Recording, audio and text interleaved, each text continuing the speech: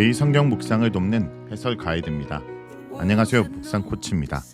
함께 읽고 나눌 말씀은 누가복음 21장 20절에서 28절까지 말씀입니다. 20절에서 24절은 예루살렘의 운명입니다. 20절은 예루살렘 전체의 멸망에 초점을 맞춥니다. 예루살렘은 포위될 것이며 이는 예루살렘을 보고 예수님께서 우신 장면에 사용된 언어와 같이 구약에서 예루살렘의 멸망을 묘사한 내용을 떠올립니다. 예수님은 21절에서 22절에 예루살렘 멸망의 상황이 얼마나 비극적인지 예고하십니다. 예루살렘에 일어날 끔찍한 일을 겪지 않으려면 예루살렘 도성 안에 있는 자들은 즉시 그곳을 떠나야 합니다. 밖에 있는 자들은 그곳에 들어가지 말아야 합니다. 특히 21절은 예루살렘 도성을 탈출하도록 3번에 걸쳐 명령합니다. 이러한 현상은 예레미야에서에서 기록된 예루살렘 포위 장면과도 유사하고 탈출의 언어도 예레미야 51장 45절에 근거합니다. 유대 전쟁에 대한 기록을 고려하면 로마 군대가 예루살렘을 포위했을 때 황제 네로가 죽는 사건이 일어나 전쟁이 일시적으로 소강 상태에 접어든 적이 있기 때문에 전쟁이 중단된다고 생각하고 도성으로 들어가야 하는지 고민할 수도 있을 것입니다.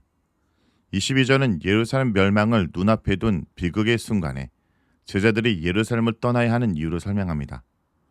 예루살렘에 임할 비극은 하나님의 보복에 의한 징벌이기 때문에 인간의 노력으로 벗어날 수 없습니다. 예루살렘은 하나님의 방문의 날을 알지 못했기 때문에 보복의 날들을 피할 수 없습니다. 기록된 모든 것은 불순종한 이스라엘 백성에 대한 하나님의 심판 경고와 예언을 가리킵니다. 선지자들은 오만한 예루살렘의 멸망을 예고했으며 예수님 역시 하나님이 보내신 선자를 거부한 예루살렘이 맞이할 비극적 운명을 탄식하셨습니다. 분명히 예루살렘의 멸망은 하나님의 계획 안에 있습니다.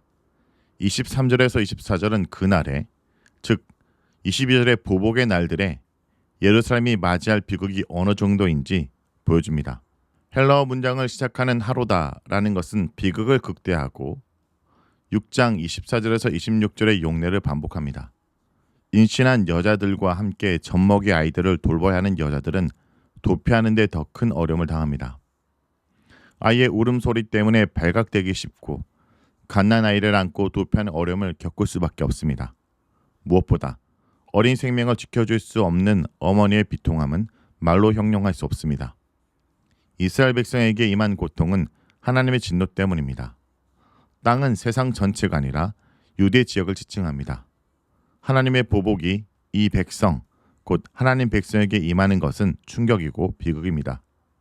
고통의 원인이 하나님의 진노라는 사실은 이스라엘 백성이 이방인들의 칼날에 쓰러지고 잡혀가는 예고로 강화됩니다. 그런데 이방인들에 의해 예루살렘이 짓밟히는 기간은 이방인들의 시간이 성취되기까지입니다. 이방인들의 시간은 이중적인 의미를 내포합니다.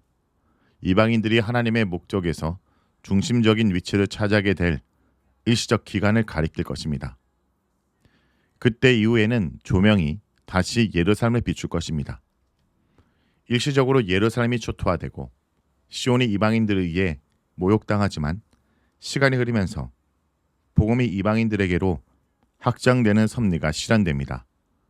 이방인들이 하나님의 구원 계획에 포함되는 것을 보여주는 본문인 24장 47절은 모든 민족에게 제3을 위한 해결을 전하라는 메시지를 담고 있고 사도행전의 핵심 주제에 해당합니다. 하나님이 정하신 기간에 이스라엘은 멸망하고 이방인들이 복음을 받아들일 것이므로 누가복음과 사도행전에서 이방인의 때는 이방인을 위한 선교의 시간입니다. 이런 점에서 이방인들의 시간은 교회 시대와 같은 의미이며 또 복음이 먼저 만국에 전파되어야 할 것이니라 라는 마가복음의 증언과도 맥락을 같이 합니다. 25절에서 28절은 온 땅에 나타날 징조와 인자의 오심입니다. 예수님은 예루살렘의 멸망을 예고하고 나서 곧이어 종말이 임박했음을 설명하기 시작합니다. 재앙은 예루살렘과 유대에 국한되지 않고 우주적 범위로 확장됩니다. 사람들은 땅에서 일어나는 현상으로 고통하고 두려워하고 혼절하며 하늘에서는 우주적 현상이 일어날 것입니다. 천체가 흔들리는 것은 인자가 하늘에서 올 때 일어나는 현상입니다. 해와 달과 별들은 고대 알려진 3가지 천체입니다. 26절에서 하늘의 권능들이 흔들리는 모습은 이사야 34장 4절, 학개 2장 6절에 등장합니다. 하늘의 만상은 천군을 가리킵니다. 인자가 오기 전에 하늘에 거하는 보이지 않는 권능들이 흔들릴 것입니다. 이런 징조들 때문에 땅의 사람들이 두려워할 것입니다. 역사의 끝에 사람들은 큰 권능과 영광과 함께 구름을 타고 오는 인자를 볼 것입니다. 부활하신 예수님은 영광에 들어가 계시고 권능의 우편에 앉아 계십니다. 예수님은 지상에서 인자로 고난을 받았음으로써 낮아진 모습을 보였으나 부활로 승천하신 예수님은 다시 오실 때 권능과 영광의 인자로 나타나실 것입니다.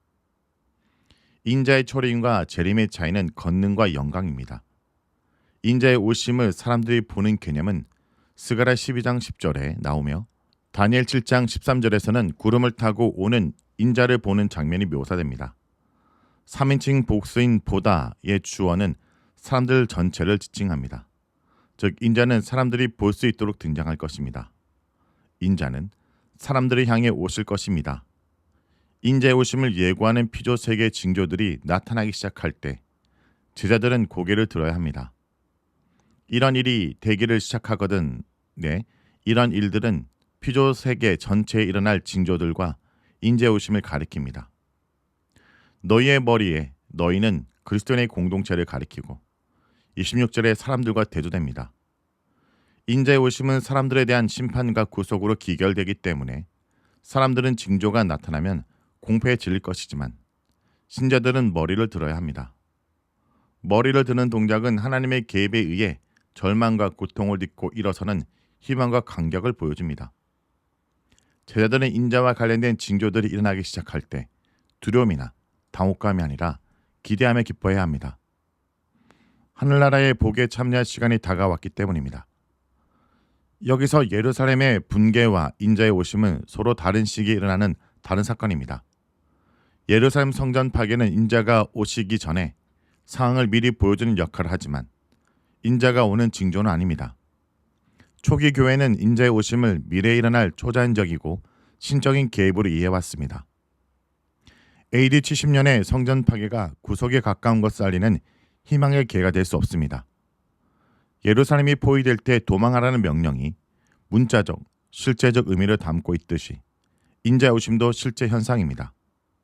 이와 같이 예루살렘의 붕괴와 인자의 오심은 다른 사건이고 두 사건 간에는 시간의 간격이 존재합니다. 예수님을 믿는 사람들이 고개를 들어야 하는 이유는 그들의 속량, 즉 해방이 가까워지기 때문입니다. 본문에서는 마지막 때에 예고된 고통에서 구출되는 해방에 가까운 의미입니다. 인자의 재림은 하나님의 백성에게 해방을 선사합니다. 하나님은 가깝다를 현재형으로 사용함으로써 인자가 오는 시간의 임박성을 강조합니다. 사실상 피조 세계에 일어날 마지막 징조와 인자의 오심 사이의 간격은 거의 없다고 말할 수 있습니다. 초대교회의 윤리를 높인 도구는 경고였고 경고의 근거는 인자의 오심이었습니다. 늦게 오거나 오지 않을 것이라 생각하며 긴장을 풀고 사는 사람들은 부끄러움을 당할 것입니다.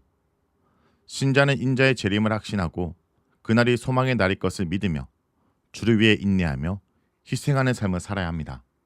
성도 여러분, 예수님의 말씀은 단지 먼 미래의 종말 시나리오가 아닙니다. 그것은 지금 우리의 마음의 태도와 시선을 묻는 질문입니다. 고난은 옵니다. 피할 수 없습니다. 세상은 흔들릴 것이고 우리는 불안할 수 있습니다. 하지만 하나님 백성은 고개를 들어야 합니다. 주님을 바라봐야 합니다. 오늘 여러분이 처한 삶에 포위된 예루살렘 같은 현실 속에서도 머리를 들라는 주님의 음성을 듣기 원합니다. 왜냐하면 속량이 가까웠기 때문입니다. 말씀을 놓고 기도하겠습니다. 주님, 오늘도 흔들린 세상 속에 주의 말씀을 통해 다시 소망을 얻게 하심을 감사드립니다. 예루살렘이 무너질지라도 세상의 구조가 흔들릴지라도 우리가 바라볼 분은 오직 예수 그리스도십니다. 주님, 우리의 고개를 들어 하늘을 바라보게 하여 주옵소서. 세상의 공포 앞에 무릎 꿇지 않게 하시고 주님의 재림의 영광 앞에 굳게 서게 하여 주옵소서. 우리의 가정이 어려울 때, 직장에 포위된 같은 순간에도, 병상에 힘겨울 때도 우리가 주님을 바라보며 머리를 들게 하여 주옵소서. 예수님의 이름으로 기도드립니다. 아멘. You called me by my name in love and wrote my story from above. I'm not a product of this place. I'm held within amazing grace. I was made for such a time as this. Your purpose is where I exist.